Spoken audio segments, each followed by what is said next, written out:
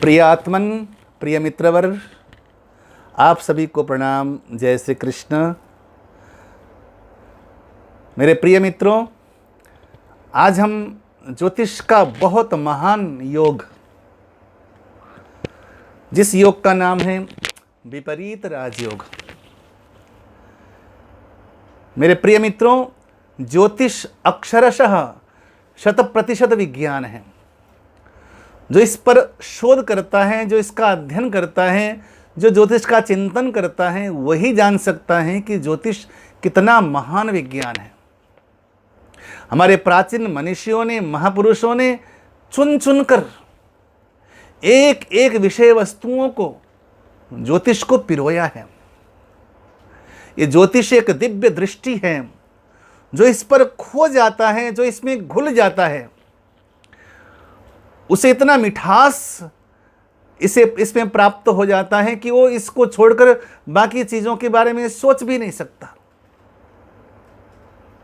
प्रिय दर्शकों, आज हम विमल योग लेकर आए हैं। अक्सर ज्योतिष में कुछ भाव ऐसे हैं जो भाव बड़े बदनाम हैं। जैसे ज्योतिष का छठा भाव और जन्म कुंडली का छठा भाव और जन्म कुंडली का 8वां भाव और जन्म कुंडली का 12वां भाव, ये छठा, 8वां और 12वां भाव बदनाम हैं इस बात को लेकर के कि ये कोई अच्छे भाव नहीं हैं। लेकिन मैं आपको जानकारी के लिए, बोध के लिए कह दूं कि छठे भाव, 8वें भाव और 12वें भाव में बहुत बड़े 3 योग बनते हैं। छठे भाव से हर्ष नाम का योग बनता है और 8वें भाव से सरल नाम का योग बनता है और 12वें भाव से यानी कि द्वादश भाव से विमल नामक राजयोग बनते हैं। हर्ष नामक राजयोग, सरल नामक राजयोग और विमल नामक राजयोग, ये तीनों राजयोगों को ज्योतिष की भाषा में विपरीत राजयोग कहा गया है। इतने सटीक हैं कि मैंने लगभग 50 जन्म कुंडलियों में इसको मैंने प्रैक्टिकल देखा है। भले ही उस व्यक्ति के केंद्र में कोई ग्रह न हो, केंद्र शून्य हो, त्रिकोण शून्य हो, लेकिन अगर छठे, 8वें और 12वें भाव में अगर ये हर्ष, सरल और विमल नामक योग बनता है तो मैं गारंटी से कह सकता हूं कि भले ही केंद्र में कोई ग्रह योग अच्छे न बनते हो, लेकिन इन योगों के माध्यम से वो राजकीय और राजसीय सुख प्राप्त करता है। बस केवल इसमें इतना सा है कि ये विपरीत राजयोग हैं, अर्थात उसे सोने की चम्मच लेकर जन्म नहीं लेने को मिलता। वो चांदी की थाली और चांदी की कटोरी में अन्नप्राशन नहीं करता। वो बड़े महल में जन्म नहीं लेता, बड़े पिता के घर में या बड़ी धनाढ्यवती माता के गर्भ से जन्म नहीं लेता। कोई अच्छे ननिहाल से, अच्छे खानदान से पैदा नहीं होता। वो सामान्य घर में, अति सामान्य से भी अति सामान्यतर घर में जन्म लेता है, लेकिन वहाँ जन्म लेकर के भी वो यशस्वी बन जाता है, वो कामयाबी के झंडे गाड़ देता है। ऐसे महान योग हैं ये हर्ष योग, सरल योग और विमल योग। सज्जनों, अब समझते हैं इसमें कि ये योग बनते कैसे हैं। जन्म कुंडली में कोई भी लग्न हो, लेकिन यदि जन्म कुंडली के छठे घर का स्वामी यानी कि रोग, ऋण, रिपु और व्यय भाव, षष्ठम भाव का स्वामी, जन्म कुंडली के षष्ठम भाव का स्वामी छठे, 8वें और 12वें किसी भी भाव में बैठा हो, छठे घर का स्वामी छठे, 8वें, 12वें भाव में किसी भी जगह बैठा हो, तो ये श्रेष्ठ योग बनता है हर्ष योग। इस योग में जन्म लेने वाला व्यक्ति बड़ा प्रभावशाली होता है। वो शत्रुहंता या अजात शत्रु हो जाता है। उसका कोई दुश्मन नहीं रह जाता या उससे कोई दुश्मनी नहीं करता, क्योंकि ये बड़ा प्रभावशाली व्यक्ति होता है और बड़ा ही हर्षित यानी कि प्रसन्न चित्त रहने वाला व्यक्ति होता है। ध्यान दीजिए, इस योग का नाम ही हर्ष योग है, अर्थात जो सदा सर्वदा प्रसन्न रहता है, हर्ष में रहता है, खुशियों में जीवन जीता है, ऐसे इंसान के शत्रु भला कब कौन बन सकता है।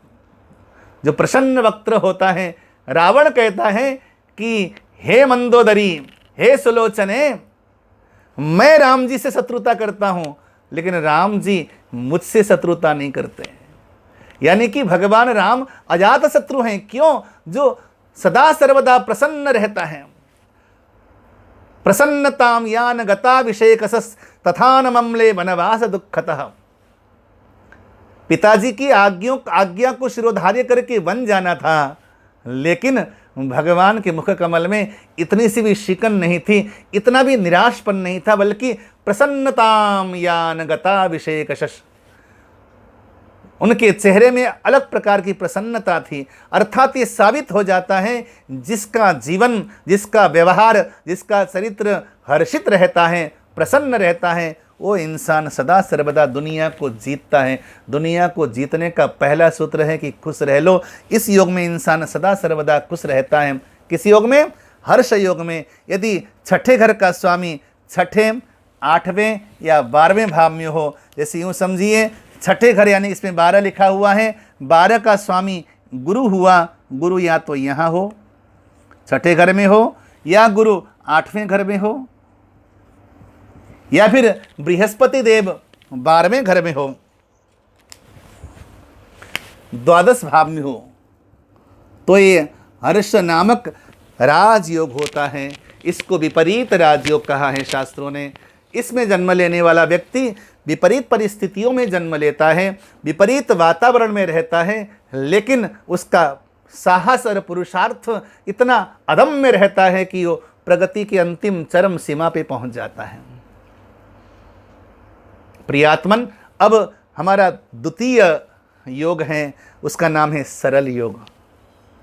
सरल योग यानी कि इसी प्रकार से जन्म कुंडली में कोई भी लग्न बना हो, लेकिन जन्म कुंडली के अष्टम भाव का स्वामी, 8वें भाव का स्वामी, यहाँ पर 8वें भाव का स्वामी है शुक्र, यानी कि 2 का अंक लिखा है। ये वृषभ राशि का अधिपति है शुक्र। शुक्र यदि जन्म कुंडली के छठे भाव में बैठे हों, और शुक्रदेव जन्म कुंडली के अष्टम भाव में बैठे हों, और शुक्रदेव जन्म कुंडली के 12 भाव में बैठे हों, तो इस राजयोग का नाम है सरल राजयोग। यहाँ पर इंसान बड़ा सिद्धांतवादी होता है, सिद्धांत से समझौता नहीं करता, बड़ा दृढ़ निश्चयी होता है, और हर कार्य को अंतिम चरम सीमा तक पहुंचाने के लिए कटिबद्ध होता है, और धनी होता है, बहुत अपार संपदा। क्योंकि यहाँ राजयोग बना करके इस भाव के स्वामी की दृष्टि सीधे धन भाव में हो जाती है, अपार धनी और वैभवशाली हो जाता है। और यहाँ इस योग में जन्म लेने वाला व्यक्ति शोध करता होता है, यानी कि किसी भी विषय वस्तु की अंतिम सीमा तक पहुंचता है, उसका बोध करने के लिए, उसको जानने के लिए। इस प्रकार के योग अधिकतर मैंने मेडिकल साइंस में जो लगे हुए विद्यार्थी हैं, उन विद्यार्थियों में मैंने 99% जन्म कुंडलियों में ये योग देखा है, यानी कि सरल योग, यानी कि जिसकी जन्म कुंडली में अष्टम भाव का स्वामी विपरीत राजयोग बना रहा हो। क्योंकि 8वां घर मेडिकल को मेडिकल का बोधक है, 8वें घर से मेडिकल विचारणीय है, और यहाँ का स्वामी अगर विपरीत राजयोग बना रहा है तो निश्चित है कि उसके जन्म कुंडली में ये सरल योग बन जाता है, और वो मेडिकल के फील्ड में सक्सेस हो जाता है। ये इस योग का नाम है सरल योग। और इसी प्रकार का तृतीय जो राजयोग है उसका नाम है विमल योग। विमल योग में जन्म कुंडली के छठे, 8वें और 12वें घर का स्वामी जन्म कुंडली में कहीं भी बैठा हो, छठे में बैठा हो, 8वें में बैठा हो, या 12वें में बैठा हो। अगर 12वें घर का स्वामी जन्म कुंडली के 12वें घर में बैठा हो, छठे घर में बैठा हो, या 8वें घर में बैठा हो, इस योग का नाम है विमल योग। सज्जनों, ये जो 12वां घर है वो मुक्ति का घर माना जाता है। ऐसा इंसान जल में कमल की तरह निर्लिप्त रहता है, त्यागी रहता है। ऐसा व्यक्ति साधक होता है। ज्योतिष के अनुसार जो 12 भाव है ये मुक्ति का घर है। अगर ज्योतिष के दृष्टिकोण से देखें तो 12वें घर के द्वारा मुक्ति यानी कि मोक्ष का दर्शन होता है। तो ऐसा व्यक्ति मुक्त जीवन जीने वाला होता है, यानी कि जीवन मुक्त हो जाता है। ऐसा व्यक्ति साधक होता है, समाज की सेवा करने वाला, निष्पाप निष्कलंक होता है। विमल शब्द का अर्थ भी होता है जिसमें किसी प्रकार का कोई मैल न हो, जिसके मन में मैल न हो, जिसके व्यवहार में, जिसके चरित्र में किसी प्रकार का मैल न हो, उसी का नाम है विमल। ये विमल योग वही बनाता है जिस इंसान का चरित्र और व्यवहार निष्कलंक हो। छठे घर का स्वामी, आठवें घर का स्वामी, 12वें घर का स्वामी, यानी कि 12वें घर का स्वामी यदि 12वें घर में, 8वें घर में और छठे घर में कहीं भी अगर रहता हो, इस प्रकार के योग का नाम है विमल राजयोग। ये तीनों राजयोगों का नाम है विपरीत राजयोग। विपरीत राजयोग अर्थात विपरीत परिस्थितियों से संघर्ष करके इंसान तप करके एकदम 24 कैरेट का सोना बनकर खरा निकल आता है। और ऐसा पवित्र व्यक्ति न केवल इस लोक में अनेकों प्रकार के सुख और यश भोगता है, बल्कि अंतिम में वो मोक्ष के मार्ग का पथिक बन जाता है, मोक्ष के मार्ग का पात्र बन जाता है। सज्जनों, ये तीनों योगों को याद कीजिएगा। बड़ा सुंदर योग हैं, बहुत बहुत अच्छे योग हैं। इनका फल ज्योतिष में बड़े प्रसिद्ध हैं, इसीलिए मुझे लगा कि इस पर वीडियो बनाना चाहिए। आपने बड़े प्रेम से इसको समझा, सुना, उसके लिए साधुवाद, धन्यवाद। जय श्री कृष्ण, नमस्कार।